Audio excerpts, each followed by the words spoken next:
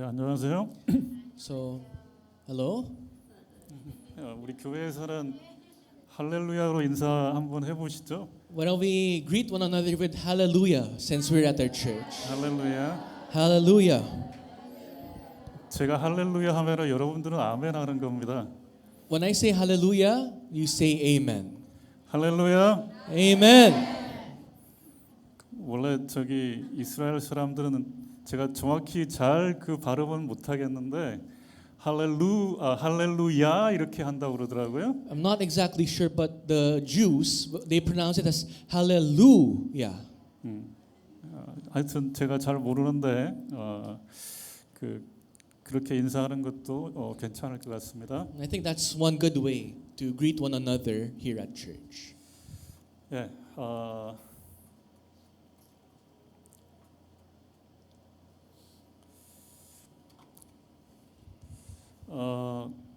아까 우리 찬양을 시작하면서 우리가 서로 인사를 했죠. Before we started singing praise, we greeted one another, right? 이것도 예배에서 빼놓을 수 없는 중요한 성도 간의 교제라고 저는 늘 생각하고 있습니다. And I always think to myself that this is a very important, part of fellowship here at the worship.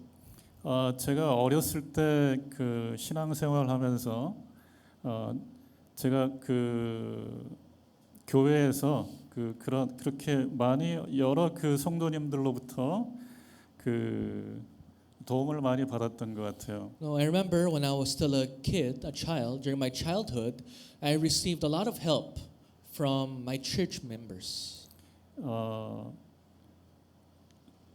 제가 이게 잘 자라지는 못했던 것 같은데 그때 다른 길로 갈 수도 있고 많이 실수할 수도 있었는데 교회에서 늘 따뜻하고 반갑게 맞아줬고요. There was always a lot of noise in my family, and I could have been led astray to going to a wrong path, but the church was always there to guide me. 교회에서 그러니까 삶 속에서 제가 세워줄 수 있는 좋은 굉장히 따뜻한 힘이 되어졌던 것 같아요. And the church became a solid foundation and some sort of strength for me through warmth. 앞뒤에 계시는 분들께 인사 이렇게 좀 해봤으면 좋겠어요. So why don't we greet to the ones behind you and to the ones in front of you?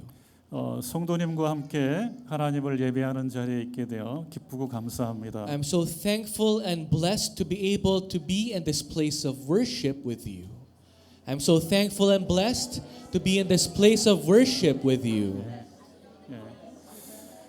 이름을 불러가면서 누구누구는 존귀한 사람입니다라고 인사해 보시죠. Why don't we also, call out the names of the ones in front of you, behind you. For example, Kirby, you are blessed and you are precious. You are blessed and you are precious.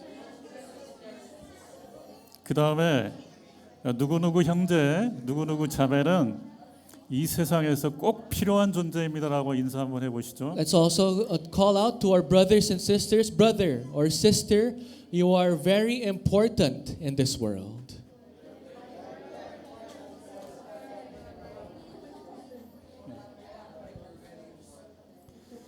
그 다음에 또 한 가지 인사가 남았습니다. One last greeting.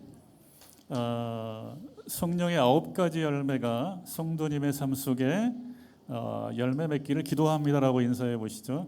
Let's greet one another. I pray that the 9 fruits of the Holy Spirit be born through your lives. I pray that the 9 fruits of the Holy Spirit be born through your lives.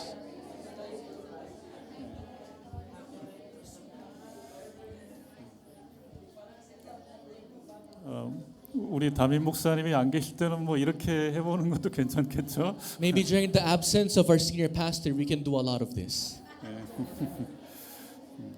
이해하실 줄로 믿습니다. I hope that he can understand. 왜 성도님들이 존귀한 자들입니까? Why are you the saints precious? 하나님의 형상대로 지어졌기 때문이 아니겠습니까? It's only because you were created in the image of God. 우리는 때때로 귀한 분들의 그림자를 실수로 밟는 것조차도 굉장히 죄송스럽게 생각할 때가 있습니다. You know, at times we also find ourselves sorry for, stepping on the shadows of these people. 하물며 우리 주 하나님의 형상대로 지음을 받고 하나님의 영광을 찬송하며 사는 성도님들을 존귀하게 여기지 않는다면 과연 누구를 이 땅에서 존귀하게 여기면서 살아야겠습니까? If you can't consider your brothers and sisters in Christ as precious, these people who were created in the image of God, who can you then consider precious in this world? 오늘 예배에 참석하신 모든 성도님들을 예수 그리스도의 이름으로 축복합니다. And so I bless you again and again, all those members gathered here in this worship hall. 아멘. Amen. 이곳 파크섀도우에 있는 예배처에 함께 모이지 못했지만 또 온라인으로 예배드리는 모든 분들도 축복합니다. And all those who are not here in Park Chateau for the face-to-face worship, those who are worshiping online, I also bless you as well. 여러 가지 이유들이 있겠지만은 앞으로는 예배가 인생 최고의 우선순위가 되어지고 모이는 예배를 통해서 더욱 하나님의 기쁨의 존재로 살아갈 수 있기를 응원합니다. You guys might not be here because of many different reasons, but I pray moving forward that worship be your number one priority always in your life. 부득이한 이유로 온라인으로 예배를 드리는 분들께서는 서로 격려하고 축복하시는 의미에서 또 댓글을 남겨주시는 것도 좋겠다는 생각을 합니다. And I think for those who are unable to attend face-to-face worship due to unfortunate circumstances, please leave the comments in the YouTube section, that you're here. 조용히 왔다가 조용히 사라지는 예배가 아니라 성도 간의 교제가 있는 예배가 됐으면 좋겠습니다. I pray that our worship service is not the worship service where you quietly enter and then you quietly disappear, but we be a church that has worship full of fellowship. 특별히 지금 인생의 어려운 과정을 지나고 계시는 분들이 있습니까? And are there any one of us who are going through rough patches, problems in your life right now? 질병이나 육신의 문제로 혹은 경제적인 문제로 혹은 관계의 문제로 이분들이 오늘 예수님을 인격적으로 만나는 시간이 되어졌으면 좋겠습니다. Are you guys suffering, physical problems in the form of diseases, problems in your relationships, financial problems? I really pray that in this worship that you physically, personally, rather, encounter Jesus Christ. 생명의 빛 되신 예수 그리스도가 여러분들에게 임하셔서 질병의 어둠, 경제의 어둠, 관계의 어둠이 떠나가고 그리스도의 빛 가운데로 걸어가는 복된 성도님들이 되시기를 기도합니다. I pray that through the light of life, may all the forms of darkness in your life, through health problems, financial problems, be driven away so that we as Christians can truly live and emit the light of Christ in our lives. 방금 성령의 9가지 열매를 맺기를 기도한다고 우리 인사를 나눴었죠. So earlier we greeted one another by saying we hope that you bear the 9 fruits of the Holy Spirit in your life. 성경에서 말씀하시는 성령의 9가지 열매가 뭐죠? So what are the 9 fruits that the Bible talk about? The 9 fruits of the Holy Spirit. 누구 기억하시는 분은 있습니까? Any raise of hands who can recite all 9 fruits of the Holy Spirit? 지금 바로 답하신 분들은 제가 선물을 드릴 수 있는데. To those who can answer right now, I'll give you a gift. Anyone? Anyone? Going? It's gone.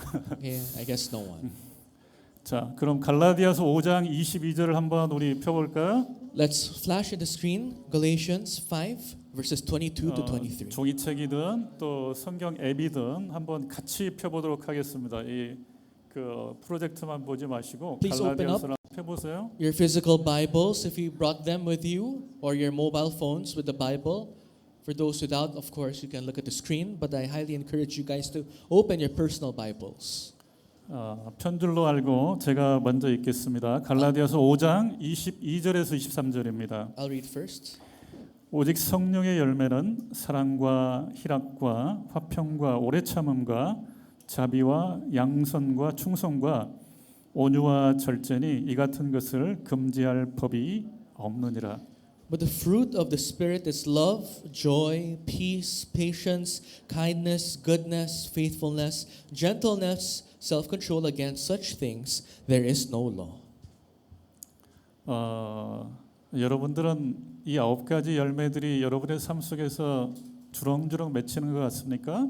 Do you guys feel like these 9 fruits of the Holy Spirit are growing abundantly in your life?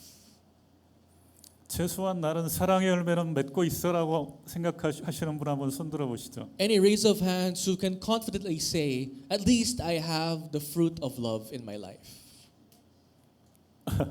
예, 최소한 2분, 3분 정도는 손을 드시나요? Maybe around 2 or 3 people at least. 그렇다면 나는 희락의 열매 정도는 맺고 있어라고 생각하시는 분. Or any raise of hands, at least I have the fruit of joy in my life. 조금 손을 많이 드시나요? Maybe a bit more hands. 오케이. 그 다음에 화평의 열매 정도는 나는 맺고 있다. Or about the fruit of peace? 아직도 많네요. 네, 오래 참음의 열매. What about patience? 네, 감사합니다. Thank you. 예, 자비의 열매. What about kindness? 네, 이 자비의 열매도 몇 분 손을 드셨습니다. A few hands only. 네, 양선의 열매. What about goodness? 양선의 열매. Fruits of goodness. 아쉽게도 한 분도 손을 못 드시나요? Unfortunately, no one raised their hands. 다음에 충성의 열매. What about faithfulness? Faithfulness. 한 분이 억지로 누가 지탱해줘서 손을 드시는 분이 있습니다. Someone forcefully raised their hand and had to support it. 다음에 온유의 열매. What about gentleness? 필리핀 사람들처럼 젠틀한 사람이 이 세상에 없는 것 같은데 한 분 손을 안 드나요? I thought the Filipinos were the most gentle people in the world, but none in our church. 그럼에도 불구하고 나는 절제의 열매는 맺고 있어. 손 한번 들어보시죠. Even if you don't have all the fruits, at least I have the fruits of self-control. Raise of hands. 한 2분 정도 손을 드셨습니다. Around 2 people. 감사합니다. Thank you. 근데 23절에 보면은 이 같은 것을 금할 법이 없다라고 써져 있죠. But if we focus on verse 23, it says, against such things there is no law. 우리 초대교회 성도님들 한번 생각해 봅시다. Let's remember the early church. 그들은 모든 권리를 다 박탈당했습니다. The early church members were stripped of any form of rights. 그들의 커뮤니티에서부터 또 퇴출됐습니다. They were excommunicated from their own community. 사회적 지위가 전혀 없어졌습니다. They had no social status or power. 먹고 살 길도 없었습니다. They had no forms of livelihood. 그런데 이런 열매를 맺고 살았던 초대교회 성도들은 그렇게 핍박이 심하고 정말 그런 어려운 상황 가운데서도 굴하지 않고 이런 그 가치들을 삶 속에서 실현해내고 살아냈습니다. And the early church members actually went through vigorous persecutions and sufferings, yet in their lives they were able to bear these fruits and actually exemplified it in their lives. 이런 것들을 어떤 시대가 어떤 정치 체제가 금할 수가 있겠어요? What kind of age, what kind of government can go against people like them? 사회주의나 공산주의 체제가 이런 것들을 금지합니까? Can socialists or communists block these fruits? 제가 중국 법이나 노스코리아 그 헌법 같은 것을 읽어본 적은 없지만 이런 거 하지 말라고 최소한 법을 써놓지는 않았을 거라고 저는 믿습니다. Although I'm not aware of the laws of North Korea or China, I don't think they wrote in the laws you cannot bear the 9 fruits of the Holy Spirit. 그래서 어떤 시대나 또 어떤 체제 아래에서도 이 성령의 9가지 열매, 이 덕목 혹은 이 가치들은 금지가 되어지지 않습니다. So no matter what age you live in or no matter what regime you're under, these 9 fruits are not prohibited from you. 아까 우리 성도님들 손을 많이는 못 들었는데요. During a while ago, when I asked you guys to raise your hands if you had such fruits, there were only a few. 우리 초대교회 성도님들 한번 생각해 봅시다. 그 상황 가운데서 이 가치들을 삶으로 살아낸 그분들을 한번 생각해 봅시다. Once again, let's remember the early church. Even in that kind of life situation, they were able to bear such fruits. 과연 우리는 우리에게 주어진 삶을 통해서 성경에서 말씀하고 있는 성령의 열매를 맺고 있는지 생각해 봤으면 좋겠습니다. Let's try to examine ourselves. Are we actually bearing the fruits of the Holy Spirit in our lives? 저부터서 정말 할 말이 없습니다. Even I myself standing in front of you, I have no words to say. 이럴 때 영어로 뭐라고 하는지 잘 기억이 안 납니다. And I don't know what I can, say to express this in English. 뭐 이렇게 I'm speechless 뭐 비슷하게 얘기를 하나요? Maybe the phrase would be I'm speechless. I have nothing to say. I am speechless. 우리 교회 설교에서는 벌써 몇 년 전부터 특히 담임 목사님께서 지금 강해 설교하고 있는 강해 설교를 하고 계시는 마태복음을 통해서도 지속적으로 참과 거짓 혹은 참교사와 거짓 교사는 그 열매로 알아본다 혹은 열매로 나타난다라고 말씀하고 계십니다. We've been having expository preachings for the past years led by our senior pastor Daniel Kim in the book of Matthew, and we were told about the truth and the false. The true teachers and the false teachers can be distinguished by their fruits. 성령님께서 우리를 거룩한 성전으로 삼으시고 우리 안에 거하신다면 If the Holy Spirit considered us His dwelling place, 성령님께서 우리를 통해서 성령의 열매를 맺고 계신다고 저는 믿습니다. I believe that the Holy Spirit will definitely bear the fruits for us. 혹시 나는 성령의 열매를 맺지 않고 있는 것 같다고 생각하고 계시다면은 그것도 크게 낙심할 문제는 아니라고 생각합니다. And if you personally think that you're not bearing any fruits right now, don't be discouraged. 과일 나무를 재배할 때를 한번 생각해 보세요. Try to think about this. A farmer trying to plant and harvest a tree that bears fruits.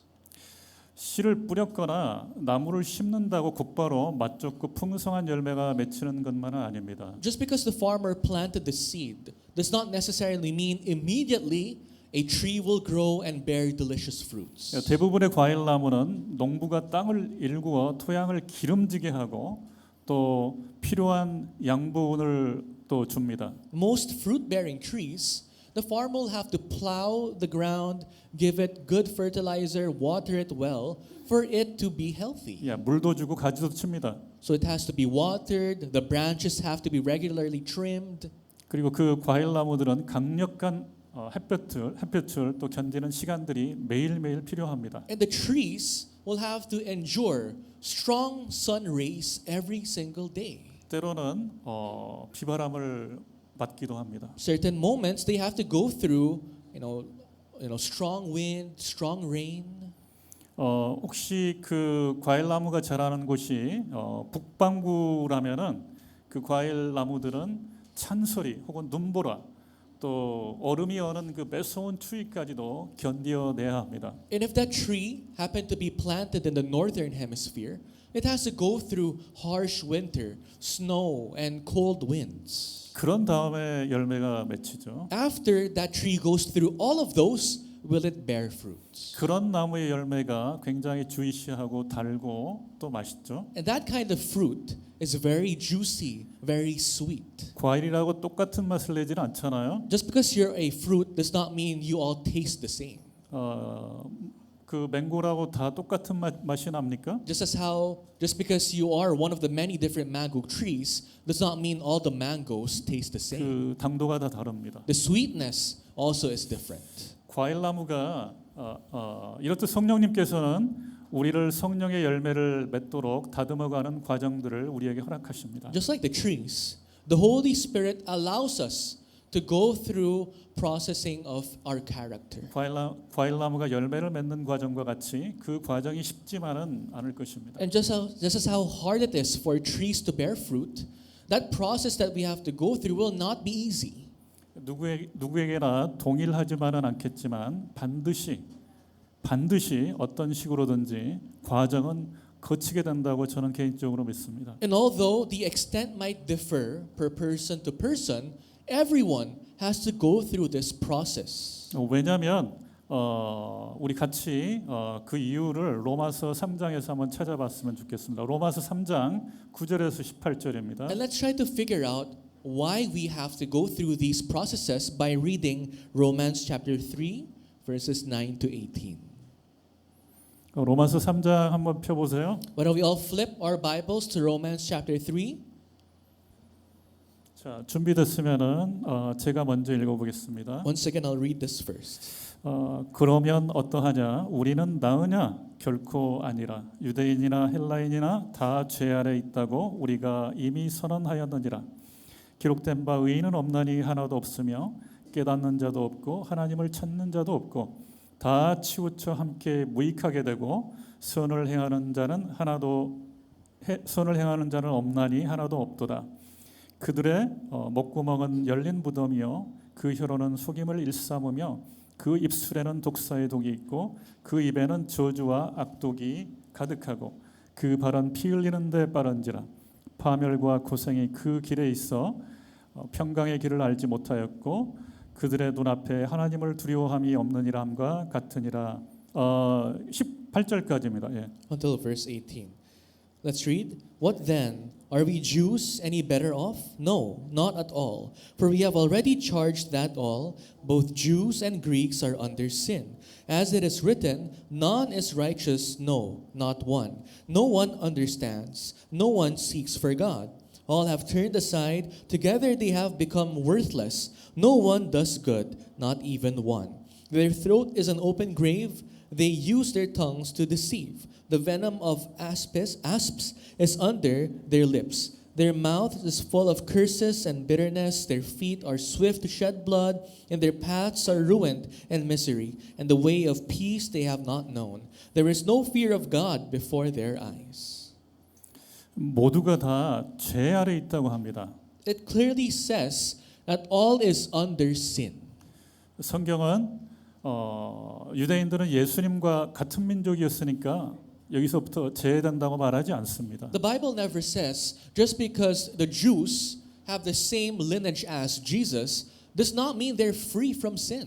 헬라인들은 위대한 문화 민족이니까 요즘 말로 뭐 좋은 배경에 잘 배우고 또 능력 있고 혹은 선하고 교양 있고 자선 베풀고 클래시하게 사니까 헬라 사람들 너희들은 제외됐어라고 말하지 않습니다. The Bible does not say just because the Greeks are men of culture, men of philosophy and different forms of wisdom and knowledge, the Bible does not say because of all of those you are free from sin.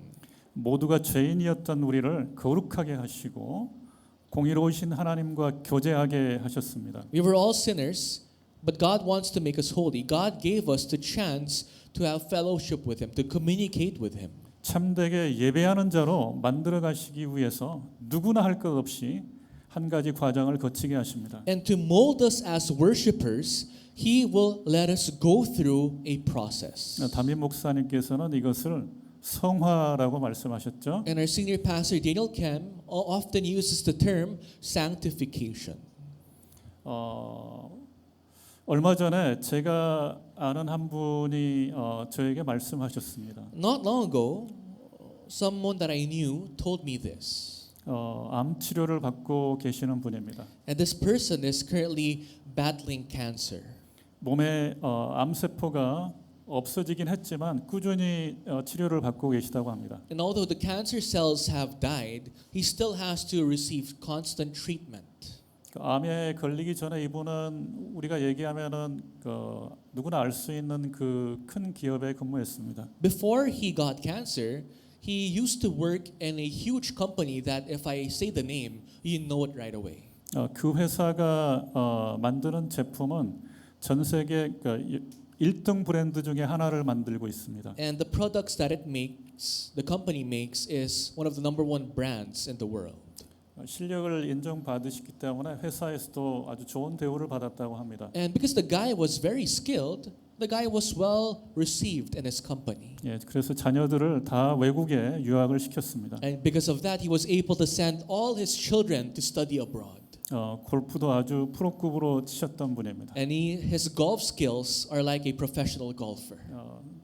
자신만만하셨으니까 목소리도 크셨습니다. And because he was full of confidence, he naturally had a loud voice. 젊은 사람들이나 조금 시원찮아 보이는 사람들에게는 친절하지 않으셨어요. He was not kind to younger people than him or those people who were lower than him in terms of skill. 솔직히 저에게도 예전에는 좀 불편한 분이었습니다. And honestly, even for me before, we were not in good terms. 업무상 대화를 하거나 혹은 일상의 대화를 시작하면 불편해서 가급적 피하고 싶었던 분입니다. Whenever we talk about work, because our relationship is not in good terms, I try to avoid any conversations with him. 그런데 어느 날 그분에게 건강 문제가 찾아왔어요. But all of a sudden, one day, cancer struck him. 암에 걸린 겁니다. He got cancer. 암을 치료하는 과정들은 쉽지 않다는 거 우리 모두가 잘 알고 있죠. And we are all aware that the treatment of cancer is not an easy process. 필리핀에서 한국을 오가면서 그 암 치료를 받는 과정에서 이분이 깨지기 시작했습니다. And during his process of flying back to Korea and back to the Philippines for his cancer treatment, he started breaking down. 한 3개월 전인가 한 2개월 전인가 저한테 오셨어요. And around 2 or 3 months ago, he visited me.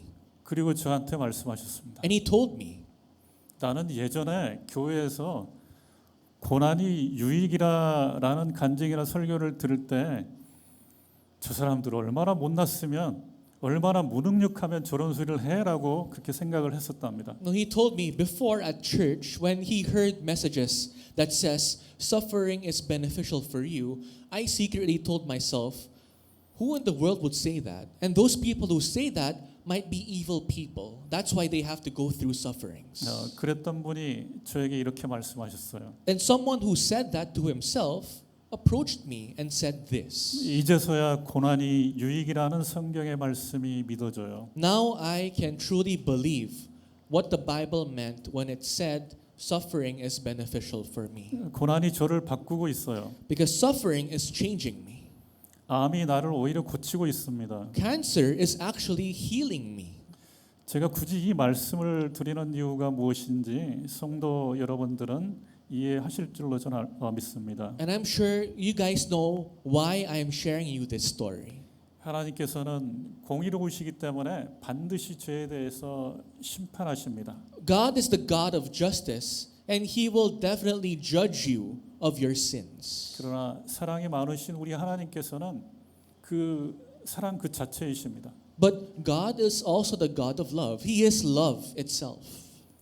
그 하나님께서 고난과 고통과 혹은 연단을 통해서 하나님의 자녀들인 성도들에게 중요한 가치가 무엇인지를 알게 하십니다. Through suffering, through character, through these times of your life, God reminds you what the most valuable thing is for saints. 그 가치를 삶으로 살아내도록 문제 많고 연약한 우리와 함께 또 함께 견디어내시고 성령의 열매를 맺게 하시는 그런 분이십니다. And to make you realize that He endures and goes through the suffering with you so that you can bear these fruits of the Holy Spirit. 우리가 믿는 하나님은 그런 분이십니다. That is the God whom we believe. 너 죄지었으니까 저쪽 한 구석지에서 고통 좀 받아봐라고 내팽겨 두시는 그런 하나님이 아니십니다. God is not a God who says, you sinned, you stay in the corner and suffer. That's not what God is. That's not who God is. 다른 종교에서 얘기하는 그런 신들과는 차원이 다른 분이십니다. Our God is completely different from the other gods of different religions. 방금 읽었던 갈라디아서 5장 22절에서 23절 바로 위에는 성령의 열매와 반대되는 육체의 열매에 대해서 말씀합니다. In the verses that we read earlier, if we go before that, it talks about the flesh. 갈라디아서 5장 19절에서 21절을 우리 같이 읽어봅시다. So let's try reading Galatians 5 verses 19 to 21. 제가 먼저 읽어보겠습니다. I'll read first again. 육체의 일은 분명하니 곧 음행과 더러운 것과 호색과 우상 숭배와 주술과 원수 맺는 것과 분쟁과 시기와 분냄과 당짓는 것과 분열함과 이단과 투기와 술 취함과 방탕함과 또 그와 같은 것들이라. 전에 너희에게 경계한 것 같이 경계하노니 이런 일을 하는 자들은 하나님의 나라를 유업으로 받지 못할 것이요. Now the works of the flesh are evident: sexual immorality, impurity, sensuality, idolatry, sorcery, enmity, strife, jealousy, fits of anger, rivalries, dissensions, divisions, envy, drunkenness, orgies, and things like these. I warn you, as I warned you before, that those who do such things will not inherit the kingdom of God. 사도 바울은 이런 것들을 경계하라고 했습니다. Apostle Paul warns us of these things. 이런 일을 하는 자들은 하나님의 나라를 유업으로 받지 못할 것이라고 말씀합니다. He warns us that those who do such things will not inherit the kingdom of God. 이런 일들은 우리로 죄를 짓게 합니다. Because these things will lead you to commit sins. 어린아이와 같은 마음을 품지 못하게 합니다. Will make you no longer have childlike heart. 더 큰 자가 되기만을 원합니다. Will make you only desire to be the greater ones. 하나님의 나라에서까지 더 높은 자리에 앉고 싶어 합니다. Even if you reach the kingdom of God, you still want more. 결국 하나님과 멀어지게 합니다. Naturally, you will drift away from God. 하나님과 멀어지는데 기도할 수 있겠습니까? If you are far away from God, can you pray? 찬송할 수 있겠습니까? Can you sing praises to Him? 예배할 수 있겠습니까? Can you worship in your life? 예배로 멀어지다가 You go further away from worship. 온라인으로 시도해 보다가 You try attending online worship. 예배와 상관없어지는 그러한 상황이 올지도 모릅니다. All of a sudden, your life has nothing to do with worshiping God. 성령의 열매를 맺지 못하게 하는 것입니다. You will constantly no longer be able to bear the fruits of the Holy Spirit. 결국 성경은 하나님의 나라를 유업으로 받지 못하게 한다고 분명히 말씀하고 있습니다. The Bible clearly warns that if you dwell in this state, you will not inherit the kingdom of God. 우리의 죄악된 몸이 예수 그리스도의 이름으로 씻겨지고 When your cursed flesh gets cleansed through Jesus Christ, 성령으로 거룩하게 되었으니 성령으로 행하는 저와 우리 성도님들이 되어지시기를 바랍니다. and the Holy Spirit constantly guides you to holiness. And I really pray that all of us here will go through that process. 아멘. 많이 추운 모양인데 저기 에어컨을 좀 줄여 보세요. 네, 말씀을 들어야 되니까. It might be quite cold there. Some of you guys already passed out. Maybe you can lower the aircon there. 저는 말씀에 집중하지 못하는 사람이 있으면 그냥 건너가지를 못하는 그 성격이 있었어요 옛날에. Before, in my younger days, when I see someone unable to concentrate during worship, I cannot just let him go. 지금은 그런 꼰대가 되고 싶지는 않습니다. But I don't want to be that kind of old guy anymore. 자, 이제 본론으로 들어갑니다. Let's go to the body of the worship. 서론이 대부분이었네요. I think we took too much during the introduction. 예, 목사님으로부터 설교 부탁을 받고 적지 않은 부담감 느낀 건 사실입니다. It's to be honest with you, when Pastor Kim told me to lead the second sermon, the burden was very high. 담임 목사님께서는 오늘 한국에서 2번이나 설교를 하신다고 하십니다. And our senior pastor Daniel Kim will be proclaiming 2 sermons in Korea today. 제가 무슨 말을 할 수 있겠습니까? So, what could I say as an excuse not to stand? 그렇지만 한편 제 마음속에 이번에 시편 119편을 함께 나눠봐야 되겠다는 생각이 들었어요. So in my heart, I wanted to share Psalms 119. 여러분들 아시다시피 저는 그 신학을 공부한 사람이 아닙니다. As you know, I'm not a theologian. 늘 설교를 하는 목회자도 아닙니다. I'm not a sermon preacher. 필리핀에서 제일 큰 교회 목사님도 이렇게 신학 공부를 하신 분은 아니라고 그러더라고요. No, even the pastor of the biggest church in the Philippines right now did not undergo proper theology. D.L. 무디도 목사님은 아니었다고 그러죠. Even D.L. Moody was not actually an ordained pastor. 그래서 우리는 그분을 전도자라고 부르죠. So we used to call him the evangelist Moody. 그러니 저는 목사님처럼 강해 설교 형식으로 이 시편 119편을 나눌 수도 없는 사람입니다. So I am of no status to have an expository sermon like Pastor Daniel Kim. 그렇다면 이걸 어떻게 하지? Then I told myself, then what can I do? 저의 마음속에는 계속 시편 19편을 성도님들과 함께 나누고 싶은데 그냥 답답한 마음만 들었습니다. In my heart, I wanted to go through Psalms 119 with the saints, but I also had that burden in the corner of my heart. 아마도 많은 크리스찬들이 시편 119편을 좋아하면서도 그 분량 때문에 읽기가 쉽지 않을 것이라고 저는 생각하고 있습니다. I think that Psalms 119 is loved by many Christians, but at the same time burdensome to many Christians because of the length. 아마 한 달 혹은 두 달 전에 혼자서 시편 119편을 읽었는데 성도님들이 막 생각났습니다. 1 or 2 months ago, I read Psalms 119, and I kept thinking about you guys. 우리 교회 성도님들의 연령을 평균 내면 아마도 한 20세 정도 왔다 갔다 할 것 같아요. When you get the average of the ages of our church members, it's around in the mid-early 20s. 70이 넘으신 우리 큰 목사님이 계시지만 그리고 또 50이 넘은 저도 있지만 우리 교회는 상당히 젊은 사람들이 많이 있습니다. Although we have Pastor Kim In-ki who is over 70 years old, I myself am in my 50s, but majority of the members of our church are very young.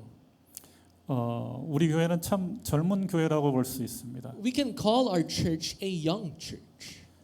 제가 30년 전에 다니던 회사에 제 선배님이 호주에서 유학을 했던 분입니다. No, 30 years ago at my workplace, my superior experienced studying in Australia before. 그분이 믿는 분이었기 때문에 호주에 있는 현지 교회에서 예배를 드렸습니다. And because my superior was a Christian, he experienced worshiping in an Australian Christian church.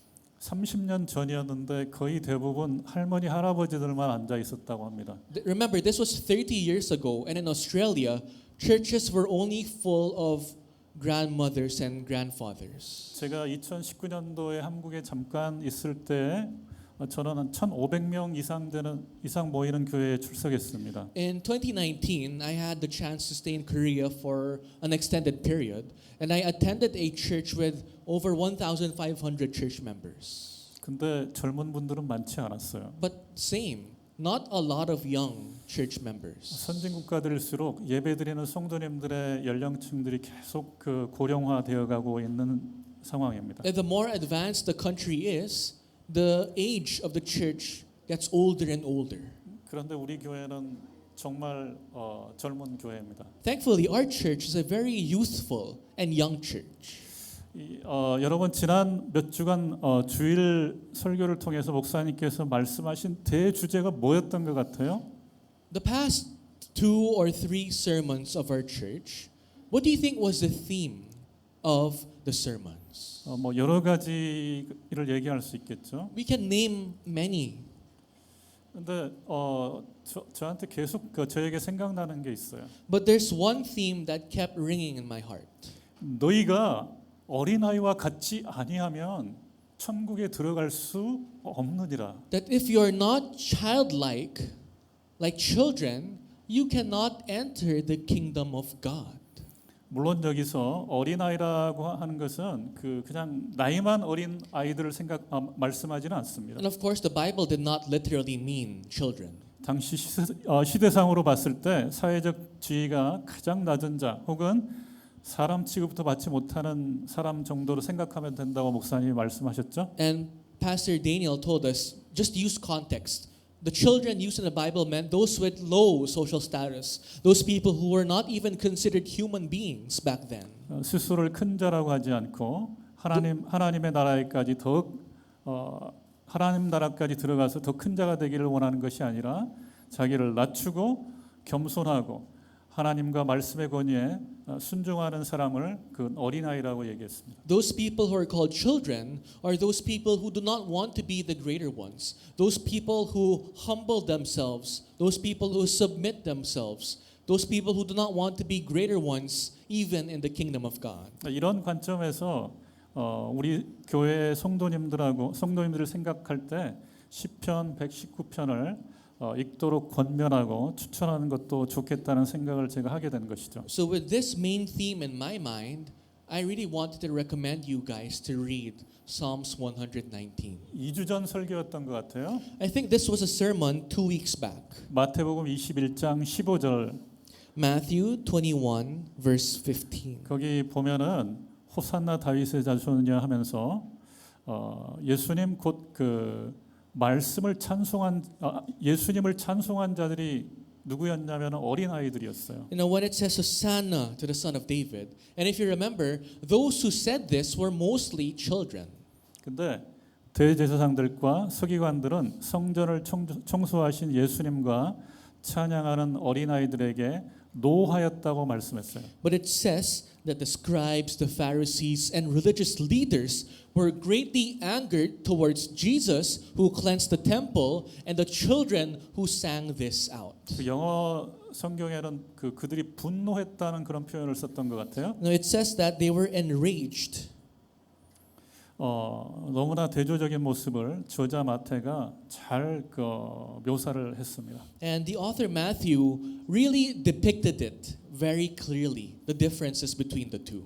예, 시편 119편은 성경 66권 중에서 그 절수가 가장 긴 장입니다. Psalms 119 is has the longest verse in the Bible. 176절로 되어 있습니다. It has 176 verses. 제가 드라마 성경으로 확인을 해보니까 한국어로 읽는데 20분이 넘게 걸립니다. You know, I have this app called the Drama Bible, and in Korean, it took more than 20 minutes to finish the verses.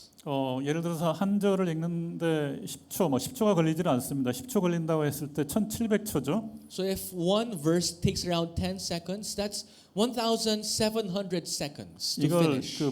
미니스로 환산하기 위해서 60으로 나누면 한 20 정도 됩니다. Which translates to around 20 minutes. 어찌됐든 빨리 읽는다고 해도 15분 혹은 20분 혹은 20분이 훨씬 더 걸릴 수도 있습니다. And even if you read fast, it will take you at least 15 minutes. 예를 들어서 저처럼 평소에 말이 굉장히 느린 사람들이 읽을 경우에는 30분이 걸릴 수도 있습니다. But for people like me who are a slow speaker, it would take me around 30 minutes to finish. 그래서 성경을 매일 읽어가는 분들도 시편 119편을 단번에 읽어내기는 약간 부담스러울 수가 있어요. So for those people who regularly read the Bible every day, still Psalms 119 can be quite burdensome for you to take on. 이 긴 한 장을 누가 썼는지는 잘 알려지지 않았다고 합니다. And it says that we don't know the author of this long verses.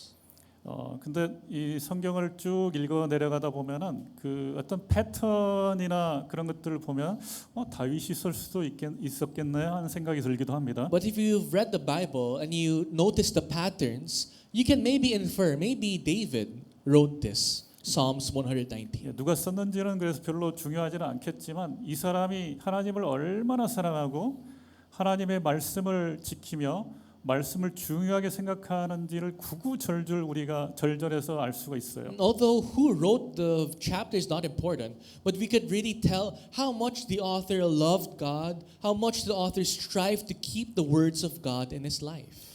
시편 119편은 히브리어 알파벳 순서에 따라 구성된 답관체 형식을 따르고 있습니다. So Psalms 119 is composed in the form of an alphabetical acrostic following the order of the Hebrew alphabet.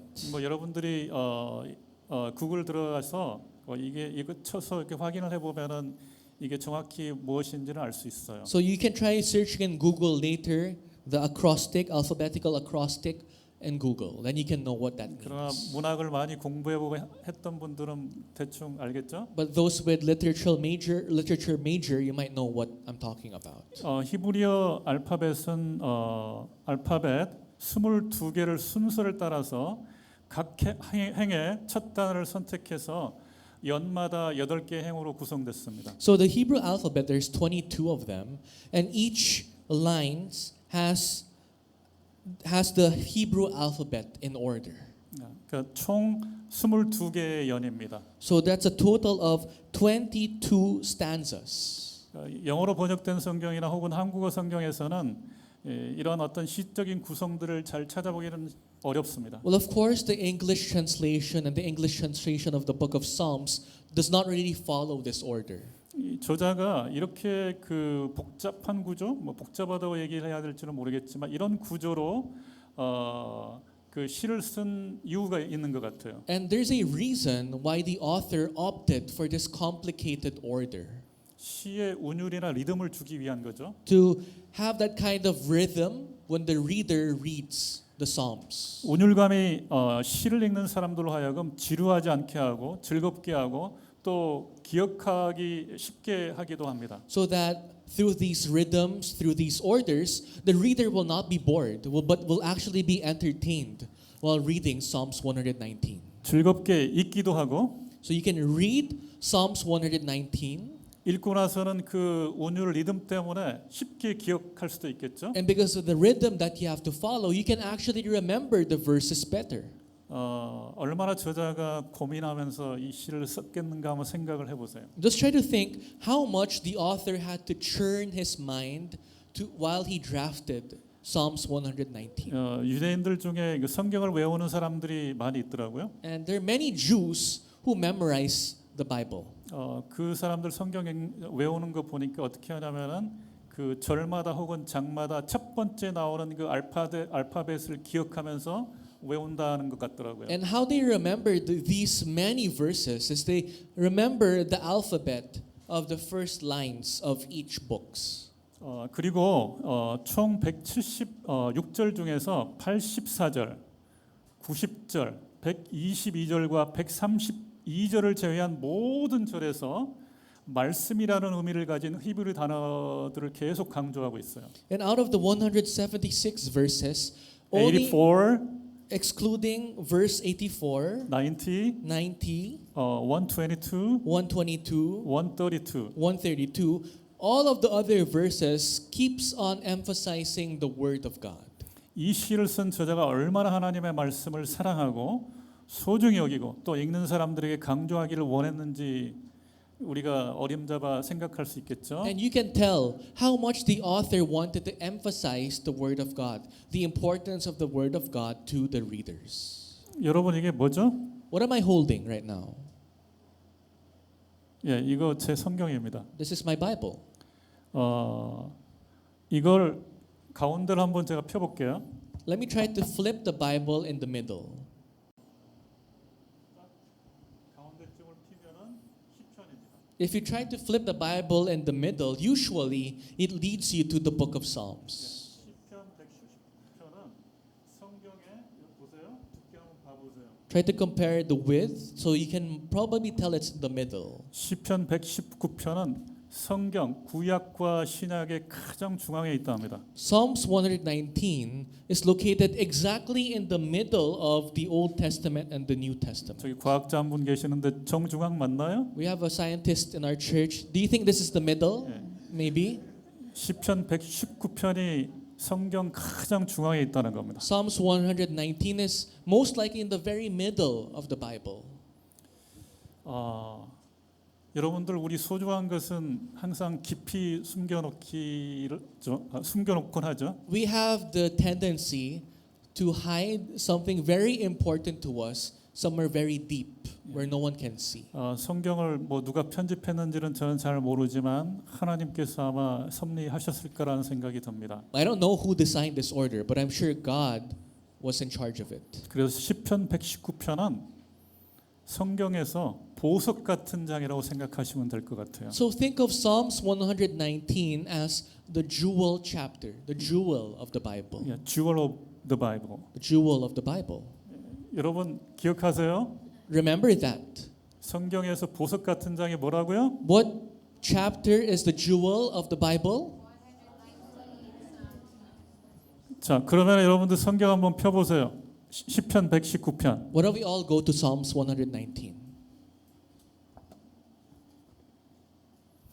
여러분들 지금 시편 119편 1절부터 176절까지 제가 다 읽을 걸로 생각하고 두려워하지 마십시오. Don't be worried. I won't read Psalms 119 from start till end. 벌써 12시 반이 넘었으니까 상당히 시간이 많이 간 거죠? It's already almost 12:30. 보통 So 우리 몇 시에 끝나나요? what time do we usually end the sermon part of the second sermon? 12:30.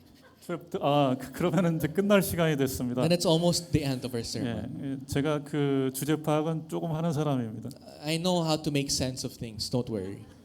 예, 그래서 제가 1절부터 176절까지 다 읽으면서 하나하나 다루는 건 불가능합니다. And I know it's impossible for me to go through all the 176 verses and explain it like Pastor. 너무 감사하게도 이걸 전문으로 하신 분이 우리에게 계시잖아요. And so thankful that we have someone who does that for us. 예, 담임 목사님께서 어느 날 분명히 시편 119편을 강의해 주실 겁니다. I'm sure one day for sure, Pastor Daniel Kim will explain Psalms 119 for us. 우리 젊은 학생들, 청년들 왜 제가 이 119편을 이렇게 강조하겠습니까? Our young members of the church, students, why am I emphasizing Psalms 119? 18절 한번 보세요. Let's go to verse 18. 1:8. 18절 여기 플래시 할 수 있나요? Can you flash it on the screen? Verse 여기 18. 예. 우리 다 같이 한번 읽어봅시다. 영어든지 한국어든지 시작. Let's read it all together. Open my eyes that I may behold wondrous things out of your law. 여러분 날마다 여러분들 무엇인가를 찾고 돌아다니시죠? Every day we're in search of something. 여러분들의 휴대폰에서 찾고 계시고 You find it in your phones. 여러분들의 만남 속에서 무엇인가를 찾고 계시죠? You try to find something through your relationships. 그걸 찾지 못할 때 여러분들에게 오는 게 뭐예요? When you are unable to find these things through the things that you have, what comes into your life? 분명히 낙심이 올 겁니다. Despair, 아마 불안할 거고요. anxiety. 눈을 들어서 이 성경책에서 놀라운 것을 찾아보라고 하고 있습니다. But the Bible tells us to open our eyes and find the wondrous things through the Bible. 왜 시편 119편이 성경의 보석이라고 얘기하는지 알 수 있겠죠? Now you can know why people call Psalms 119 the jewel verse, the jewel chapter of the Bible. 정말 다루고 싶은 절들이 굉장히 많은데 시간이 없으니까 사실 저는 매일 최소한 한 장 혹은 그 이상 시편을 읽습니다. I really want to go through many different verses, but we have time constraints. For me personally, I go through at least one chapter or more every day of the book of Psalms. 이 시편에 늘 계속 흐르고 있는 게 어떤 그 고난의 삶을 살아가고 있는 그 인생을 계속 얘기를 하고 있거든요. Because one of the main themes of the book of Psalms is suffering in life. 제 인생이 아마 그 비슷한 것 같아요. Because sometimes when I think of my life, it's very similar to my life. 그래서 제가 성경 중에서 시편을 많이 읽는 것 같고. And so I read the book of Psalms most out of all the books. 그래서 이 119편을 읽을 때 여러분들을 그렇게 생각한 것 같아요. And maybe that's why I also remembered you guys when I read chapter 119. 시간이 없으니까 103절 보겠습니다. Because we lack time, let's go straight to verse 103. 제가 읽어보겠습니다. 주의 말씀의 맛이 내게 어찌 그리 단지요 내 입에 꿀보다 더 다니이다. 주의 법도들로 말미암아 내가 명철하게 되었으므로 모든 거짓 행위를 미워하나이다. 주의 말씀은 내 발의 등이요 내 길의 빛이니이다. Verses 103 to 105. How sweet are your words to my taste, sweeter than honey to my mouth. Through your precepts I get understanding, therefore I hate every false way. Your word is a lamp to my feet and a light to my path. 아멘. Amen. 정말 이런 축복들을 여러분들이 성경에서 찾아 누렸으면 좋겠어요. I pray that you guys can find and enjoy these blessings in the Bible. 그 다음에 이 시편 19편에 이 저자의 라이프 스타일을 그 우리가 엿볼 수 있는 구절도 있어요. And there are certain verses that gives us insights to the lifestyle of the author of this chapter. 여러분들 그 하루하루 일과들 한번 생각해 보세요. Now let's try to examine our day-to-day schedule. 오래전 그 히브리의 이 하나님을 사랑하고 말씀을 사랑했던 사람은 시편 147절 보겠습니다. 시편 죄송합니다. 시편 119편 147절 보겠습니다. You know, people who really love the word of God, this is how they live. Verse 147. 제가 읽어볼게요. 내가 날이 밝기 전에 부르짖으며 주의 말씀을 바라싸우며 주의 말씀을 조용히 읊조리려고 내가 새벽녘에 눈을 떴나이다. I rise before dawn and cry for help. I hope in your words. My eyes are awake before the watches of the night that I may meditate on your promise. 그리고 어떤 절에 보면은 이 말씀을 선포한다는 구절도 있어요. Certain verses even say that he proclaims the word of God. 문제가 올 때 혹은 어려움에 직면해 있을 때 이 하나님의 말씀을 조용히 읊조린다는 얘기도 많이 나와 있습니다. In times of problems and hardships in your life, the author of the chapter says that he meditates in the word of God and he actually reads the word of God. 오늘날 우리는 어떻게 이걸 한번 적용을 해볼까요? How can we then, in today's time, apply it in our life?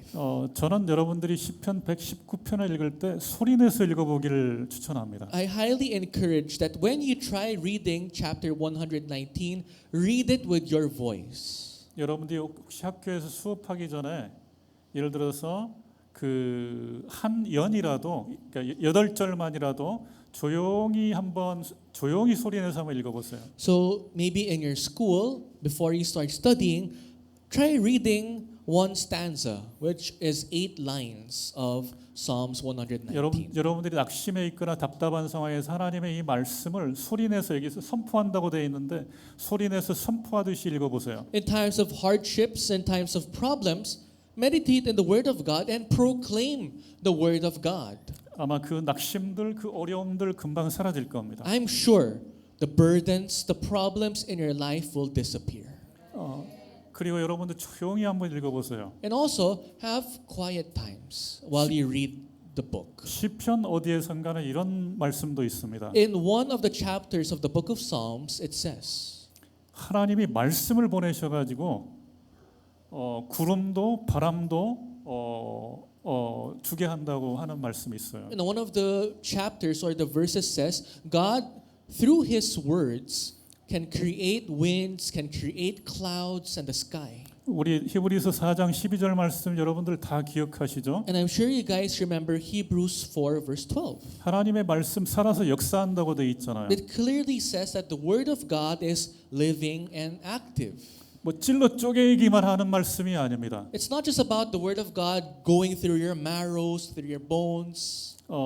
찔러 쪼개는 건 굉장히 작은 스케일처럼 보이죠. Because that part is just a small part of it. 하나님은 말씀을 통해서 말씀을 보내서 구름도 바람도 비도 다 움직인다는 겁니다. God through His words can create, can move the clouds, the rain, the skies, everything. 우리가 하나님을 잘못 이해하고 살아갈 때가 너무 많아요. Because many times we misunderstand who God is. 우리가 믿는 하나님의 말씀이 바로 그런 겁니다. But this is the power of the word of the God we believe in. 우리가 지난주까지 일부 예배 때 했던 그 제목이 뭐였어요? Last week, what was the title of the sermon of the first sermon?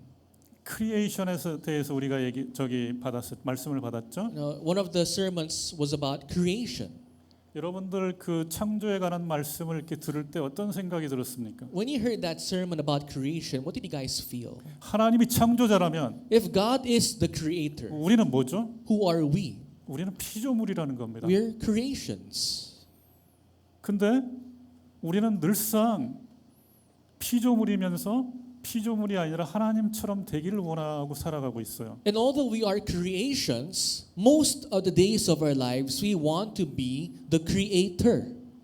지난주 그 말씀을 들을 때 저한테 굉장히 큰 감동으로 왔어요. And when I heard that part in the sermon last week, it sent waves in my heart. 나는 하나님의 것이구나. I am God's. 나는 하나님이 아닌 거예요. I am not God. I am 나는 God's. 하나님처럼 되려고 해서는 안 되는 존재예요. I am a being that should never try to be like God. 나는 하나님의 것입니다. I am God's. 하나님과 함께 해야 될 사람입니다. Which means I have to be with God. 이걸 제가 생각했을 때 그 하나님께서 주시는 그 감동이 굉장히 컸어요. And when I tried to meditate over that fact, my heart was just, full. 권위와 순종. And then authority 예, and obedience. 지난주 설교였습니다. That was a sermon of last week's pulpit.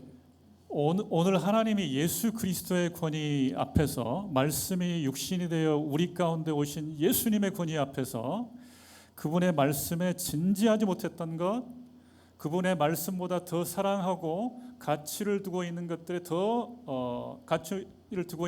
많은 열매들을 맺고 살았던 것들을 우리는 오늘 말씀을 통해서 회개해야 되지 않을까 생각합니다. Now before God and the word of God who is God himself, we have to repent of ourselves that constantly values other things before the word of God. 왜냐하면 회개가 곧 순종으로 이어지기 때문이라고 말씀하셨습니다. Now why do we have to repent? Because just like what we heard from the sermon, repentance leads to obedience. 말씀에 순종하는 사람은 회개할 수밖에 없는 겁니다. Someone who obeys the word of God will have no choice but to repent.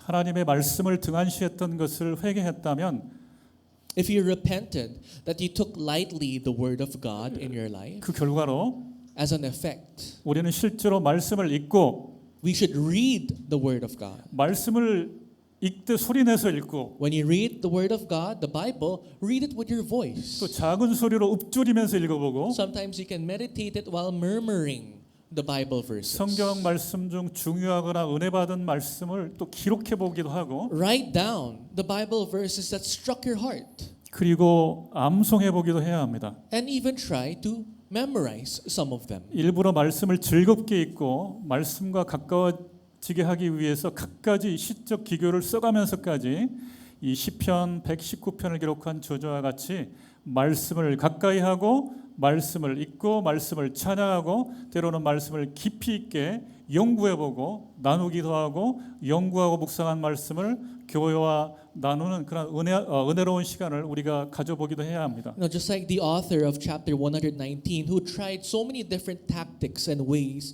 to keep the word of God closer to himself, to actually enjoy reading the word of God, we too must try to find ways to keep the word of God. Sometimes we read it out loud, sometimes we sing praises with the word of God, and we have to have time in our church to share these many different ways to one another. 우리 교회가 올 2024년을 시작하면서 시작한 가장 중요한 결정 중에 한 가지는 저는 이거라고 생각합니다. I think, what I'm about to say is one of the most important decisions we made as a church in 2024. 현지인 주일학교를 시작한 겁니다. Which is to start the Filipino Sunday School. 저는 주일학교 때부터 예수를 믿기 시작했습니다. Because I started believing in Jesus when I was a elementary school student. 여름 성경학교 지금도 잊혀지지가 않습니다. I still cannot forget the summer Bible school when I was a kid. 제가 지금 기억하고 있는 암송하고 있는 성경 말씀의 거의 100%는 주일학교 때 암송했던 것들입니다. And 100% of the Bible verses that I still can remember now, memorized, are the Bible verses that I had to memorize during the summer Bible school. 나이가 들어서 암송하려고 한 것들 잘 안 됩니다. And as you get older, the Bible verses that you try to memorize, it's going to get harder and harder for you to do so. 청년회 때 암송했던 거 지금 기억나지 않습니다. The Bible verses I tried to memorize in the time of my youth or when I was a young adult, I don't really remember them anymore. 우리 주일학교를 위해서 우리가 항상 더 기도해야 And 되겠습니다. that's why we have to pray for our Sunday school 항상 more. 주일학교 시간에도 성경을 읽게 하고 암송하게 하는 그런 교육이 되어졌으면 We 좋겠어요. have to teach the kids to read the Bible to memorize the Bible verses during Sunday school. 다한투버에서 예배에 참석하는 우리 주일학교 학생들을 생각하면서 늘 기도했으면 좋겠습니다. Whenever you see the kids here at church from Daantubo, please pray for them. 주일학교 때 예수님을 믿기 시작했던 제가 여기 필리핀에 있습니다. And I, who met Christ during my Sunday school, am now here in the Philippines. 지금 주일학교를 다니고 있는 저 아이들 중에 누구는 선교사가 될 수도 있어요. Who knows, one of the kids attending your Sunday school can become future missionaries. 누구는 목회자가 될 수도 있습니다. Some can be pastors. 어떻게 될지 우리는 몰라요. Of course, we never know. 우리는 보이는 것만 봅니다. We only get to judge things with the things that we can see. 근데 그게 절반도 되지 못하다는 것을 믿고 싶지 않아요. You don't want to believe that what we see is not even half of the truth. 절반 보이는 것에 우리 속지 맙시다. Do not be deceived by the things that you see. 하나님은 모든 것을 지금 바라보고 계십니다. God is capable of seeing everything 그리고 찾고 계세요. and heaven. 과연 누가 이 사역을 함께 할 것인지 하나님은 지켜보고 계실 겁니다. God is attentively looking at you guys and your lives, and He knows who will participate in this ministry. 말씀대로 살아보려고 애를 썼더니 If you strive to live according to the Word of God, 말씀을 사랑해 보려고 했더니 if you strive to love the Word of God, 망할 것 같은 내가 살아나고 I, who was about to be in the brink of destruction, came back to life. 이 시편 119편에는 나로 살아나게 해달라는 말씀으로 살아나게 해달라는 그런 간절한 고백들이 여러 군데 나오고 있습니다.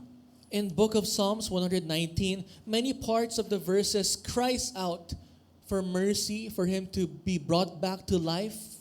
세상에서 큰 자가 되고 싶어 하고 But if you still want to be greater ones in the world, 세상에서 성공하기를 바랬던 자가 and those who want to be greatly successful in the world, 심령이 가난해지고 that person can also change to have a poor heart.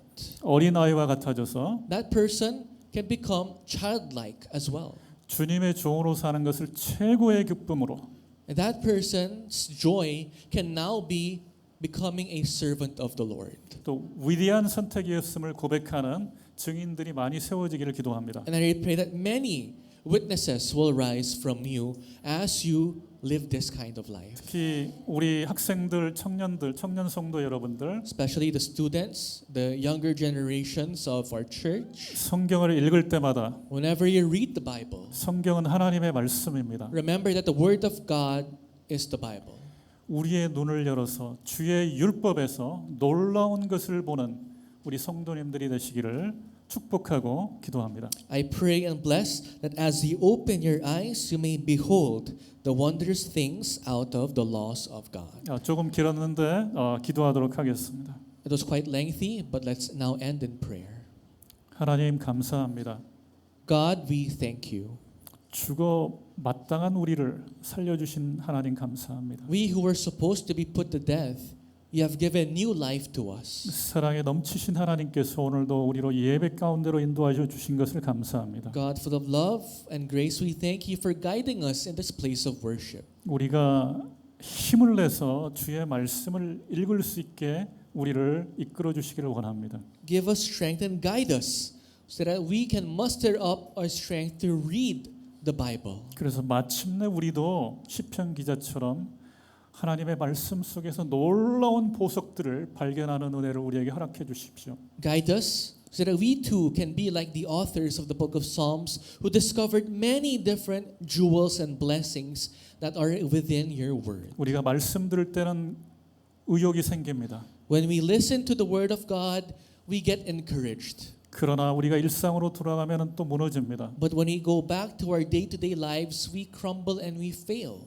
그러나 하나님의 뜻을 잘 알고 계시고 하나님의 뜻을 이루어 가시는 우리 성령님께서 우리로 그렇게 해낼 수 있도록 도와주시기를 원합니다. But we pray that the Holy Spirit who knows the will of God and the Holy Spirit that works to make that will take place in our life be active in our life. 우리 하나님께서 모든 영광과 찬송을 받으시기를 원하옵고 예수 그리스도의 이름으로 기도합니다. And as we hope that you, God alone, receives all the glory and praise, we pray in the mighty name of Jesus Christ. 아멘. Amen.